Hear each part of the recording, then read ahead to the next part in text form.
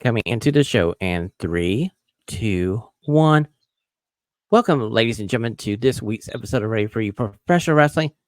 It is I, Shawn, and I'm along with everybody's number one draft pick, Ashlee, as she's about to go 4-0 in the pick contest as we're here to preview WWE Backlash, which is coming to us this Saturday at a special time, 1 p.m. Eastern. So, champ, do you have any advice for me to make my picks? Because obviously I'm not doing something right, and you're just crushing me like a grape. uh, I know, you just gotta pick with your heart. It's the most important thing. Um, I feel like while being built well, though, I feel like kind of with the exception of a couple of matches, I feel like we might kind of already know some of the outcomes. Not that it's a bad thing though, because I really like some of these builds, and I especially am pretty excited for Cody and AJ. Okay, so Ashlee, looking at this card before us this evening, there's not a match on here that I don't like.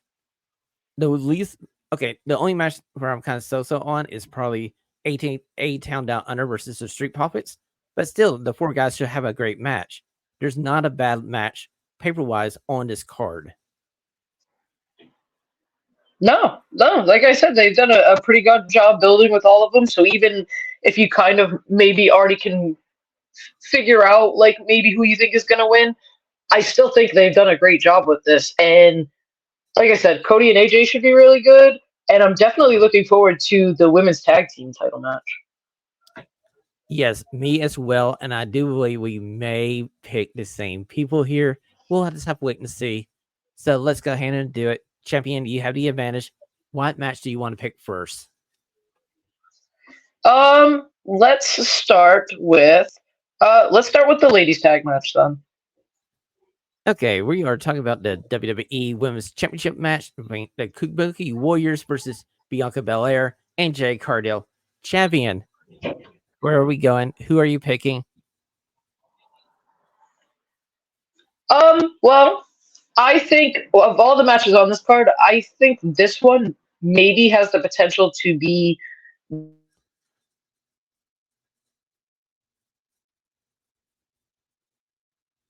kind of with like the damage control. I can see Bianca and Jade Cargill, who've been kind of getting this monster push, come in and take these titles because they've been very high profile everywhere, on television, on social media. So I can definitely see putting the titles on them and getting like a really good press around them.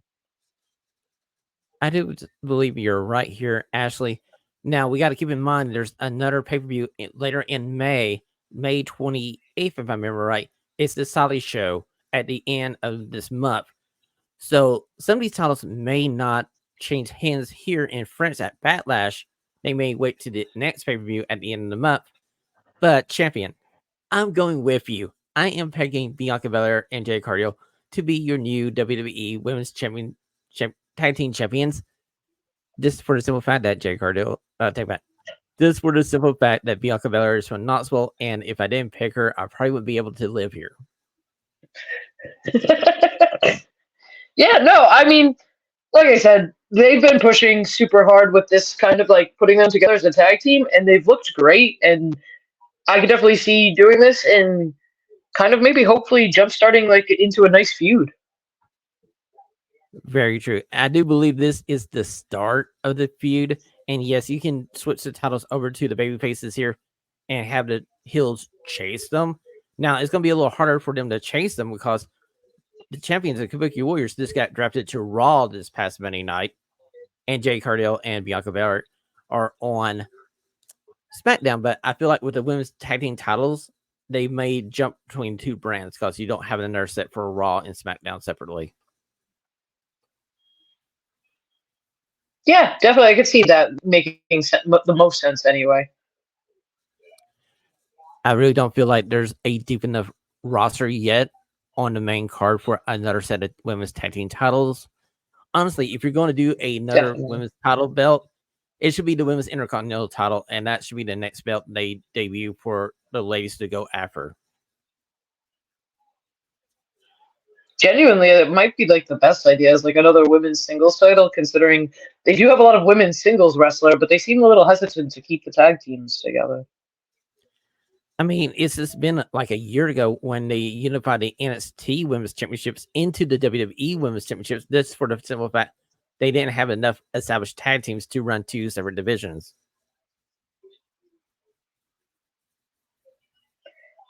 Well, like I said, hopefully, like these pairings are going to be long term, and like Jade working with somebody like Bianca is perfect. Like this is exactly what Jade needs, especially like her first like few months and everything here, like as she's debuting and stuff and getting more and more TV time. So kind of let Bianca lead her and learn from her right now. Exactly. And you have the built-in feud for the breakup where you can spin these two ladies off into a feud after they have a good run with the tag team title belts. Yeah. And then, a lot of history they'll have to draw upon, and then the breakup and feud, whether you go to something like WrestleMania or something, could be really great. Okay, champion, we are moving away from this match. What is your next choice? You have 6 matches remaining. All right, let's do the other tag team title match. Let's do the men's tag team titles. Okay, so we're sliding down to the Street Profits versus A-Town Down Under. Now, Ashlee, I gotta admit, this may be a coin flip. This may be 50-50s. This is the match. If you ask me to bet my house on, I'd be like, no, sorry, won't do that. Nope. Do you want to pick first or do you want to make me pick first? You can pick first. Okay, so my only logic here for this match is the fact that A-Town Down Under just won this freaking title just about a month ago or so. So give me Grayson Waller and his bonehead tag team partner, Austin Fury, to retain the titles. And yet again, the Street Profits come up just a little bit short, and maybe we'll finally decide if they're heel or faces, because Bobby Lashley and the Street Profits, they've been heel and face inside of like the last 2 months, and I don't know exactly where they stand on the spectrum anymore.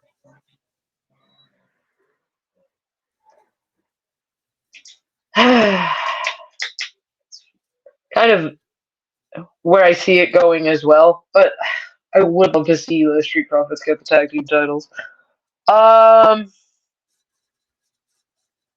I think I'll take the same. I think I'll take Waller and Grayson. I wish, like you said, they would. They need a direction for this very talented tag team. This group, they finally mentioned their name on the show last night on Monday Night Raw. They called them the Pride when they got drafted back to SmackDown. It's the first time they mentioned they had a stable name. I was like, we all knew it. They just didn't use it on TV. There's problem one for you. Like, come on, let's get these guys rolling, make them heel or face, decide, and just run with it. Because Bobby Lashley and the Street Profits, 3 very talented individuals. They need to be pushed. They need to be doing some more stuff on SmackDown since we move people around and the draft was supposed to start new storylines. So let's get this going. Yeah, like you said, these are all of those guys, Bobby Lashley and the Street Profits, are just too talented to kind of be wallowing in this kind of purgatory. Exactly, I agree with you. So, champion, 2 matches down, 5 matches to go. Where are we going? Let's go with the most recently added match there. Randy Orton and Kevin Owens taking on Solo and Tama Tonga. Okay, this is a very interesting match coming up here.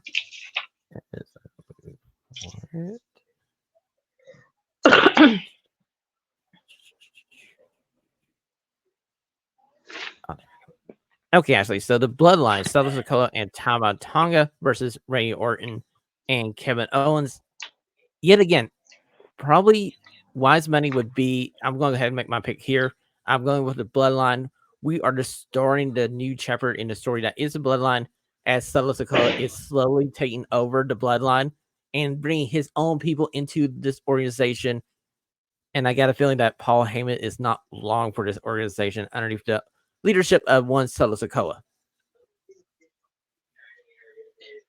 Agreed, most definitely. I think if with Solo kind of taking over everything, I think he needs a big win, and to get a big win over Randy Orton of all people and Kevin Owens is kind of a really good way to kind of introduce more people to like Tamatanga, who's newer here, and also uh, kind of like start this ironically solo journey for Solo.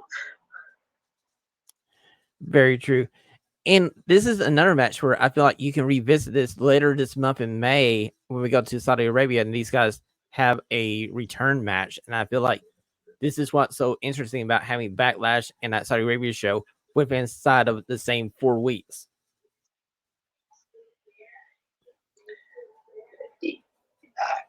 Yeah, I mean, they obviously know like they have this plan, so I can see them already sort of having like some stuff penciled in.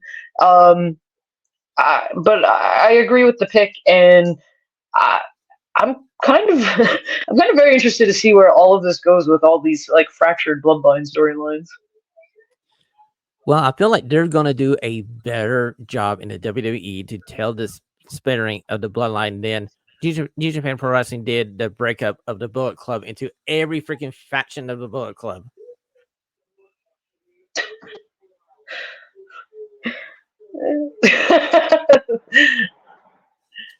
There's Okay, a lot of champion. Bullet Club offshoots, that's for sure. Exactly. Me, you could be like the 18th version of Bullet Club. We just have a couple of a name for it. So, all right. Next match on the card, champion. Where are we going? So let's see. We got 4 left. Let's go with Jey Uso and Damian Priest for the World Heavyweight Championship. Okay, so this is the Raw World Championship. This is the one Seth Rollins dropped to Damian Priest at WrestleMania after Damian Priest cashed in on Seth Rollins. I think he cashed in on Drew McIntyre, and gotta say that was a classic moment. And Drew is making his push to the upper level now, and I'm finally happy Damian Priest is getting pushed. So, champion, do you want to pick first, or you want me to pick? I'll go on this one. I think it's got to be Damian Priest. While it is very cool to see Jey Uso get like the World Heavyweight Championship shot, I don't feel like you just crowned Damian Priest to take it off of him. I could see. I would say I could see some shenanigans, but I don't know. Damian Priest has been kind of showing his like asserting his dominance as a way. I could see maybe a clean victory. Well, it's funny you say possible interference. I can see a situation where you can have the other members of Judgment Day try to help Damian Priest, and we advance a slow build for a Damian Priest face turn as the bloodline costs him the title. Now, does it happen here at Backlash with Jey Uso? That's the $1 million question. Am I willing to take that leap of faith in my logic here? And I gotta say, you know what? Let's do it. Give me a yeet. Give me Jey Uso with a little help, non-help from the Judgment Day as the Judgment Day screws up and we get the storyline of Damian Priest turning face over the summer and we get back around Damian Priest versus Finn Balor at SummerSlam. And I'm just tossing out ideas now, so who knows if I'm right. Also, that would be very cool to see like Damian Priest get across the title and just absolutely flip on the rest of the Judgment Day. Well, it kind of helps me with another storyline that we can talk about later on in the show, and I might go back and revisit this point here. So, champion, next match. All right. Let's take out the Intercontinental Championship match.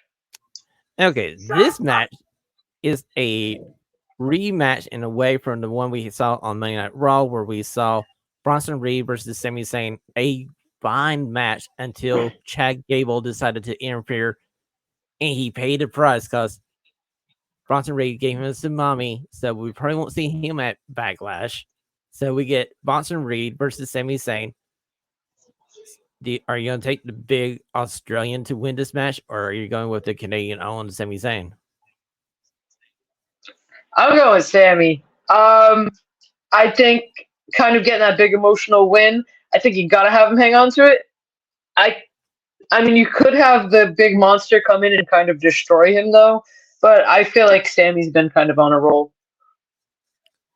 Ashlee, I kind of agree with you. I feel like Bronson Reed here is the placeholder for this Chad Gable spot, as we didn't want to go to this feud just yet. We're just getting started with the story of Chad Gable becoming a heel and facing Sami Zayn.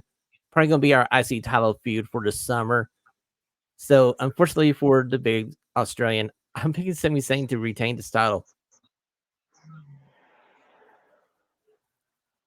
So, my friend, we are getting down to the nitty gritty here. What is your next selection?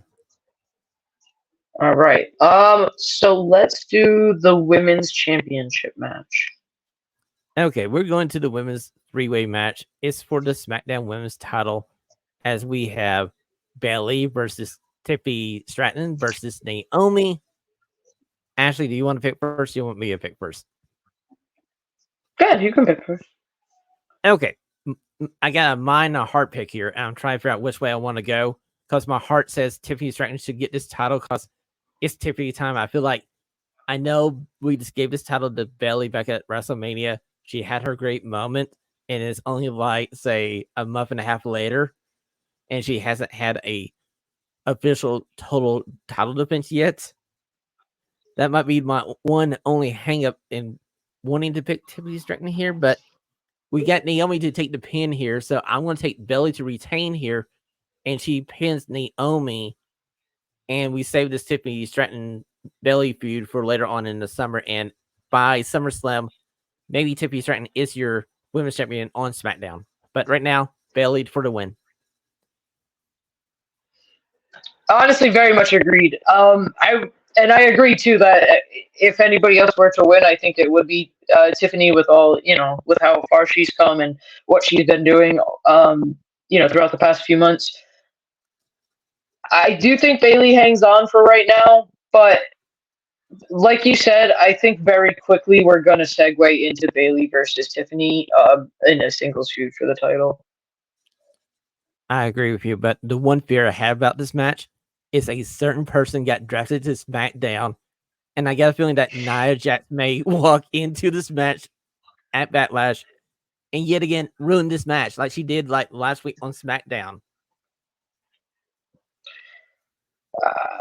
I hope they don't go the route with any shenanigans. Like I would just I don't feel like there's really much of a reason for anything like that. Like, just let these women go out there and have like a decent, it's a triple threat. I would give it like 20 minutes, like 20, 25 minutes.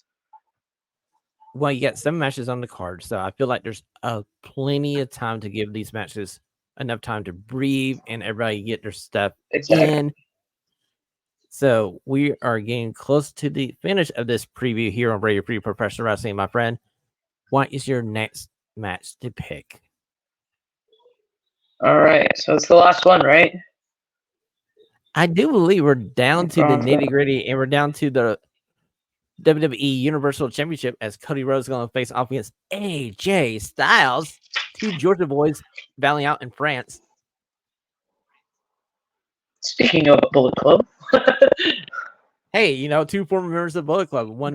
Technically 2 leaders of Bullet Club in a way, because I feel like Cody was a leader of a faction in his mind, and AJ was the official leader of the Bullet Club in canon.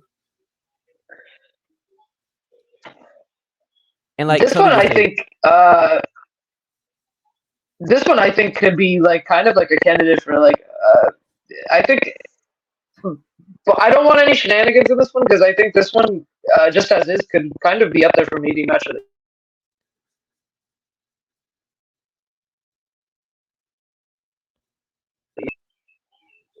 Hey, Ashley, you broke up. Go ahead and redo that point for me. Oh, okay. I said, I hope they don't. I hope this is just a straight match. I hope there's no shenanigans. I don't want to see anything in this match because I think this match has potential to be like a match of the year candidate. Ashlee, I agree with you. This could be match of the year, possibly. Well, we'll have to wait till December to decide that one. But I am going with the American Nightmare, Cody Rhodes, to win the battle of Bullet Club leaders here in WWE. And I feel like this is going to be a great send the people home happy in Lyon, France. And the American Nightmare, Cody Rhodes, stands tall as we go into the Saudi Arabia show later on in May. And maybe at the end of this pay-per-view, we find out who Cody faces next. Yeah, I like this call too. I think this was a good first match, kind of coming out of winning the championship. Something that they can kind of, at least allude back to. They have some history. They have some, common friends and enemies and things like that. So I like that they're doing this. And AJ Styles, of course, is going to give you a great match no matter what. Exactly. And you know what? AJ Styles is at a point in his career where the losses don't really affect him. He can take this loss and still get his heat back on SmackDown the following week. And hey, you know what we can do? We can do Sami Zayn versus AJ Styles, or we could do what? Yeah. Oh, you know what? How about AJ Styles versus Logan Paul for the US title on SmackDown or at SummerSlam? There you go. AJ Styles versus Logan Paul. We get that title off of Logan Paul. We can say bye-bye to the Paul brothers. That would be perfect. Oh, yeah, that'd be perfect. In a perfect world, that would happen. Mike Tyson would punch out the first one, and AJ Styles would hit a class on the other one, and we're done. Ladies and gentlemen, that has been your Backlash preview here on Radio Free Professional Wrestling. I got my fingers crossed for a victory here coming up next week on the show, but I got a feeling that Ashlee will be celebrating her 4th win in a row here as we wait for AEW Double or Nothing.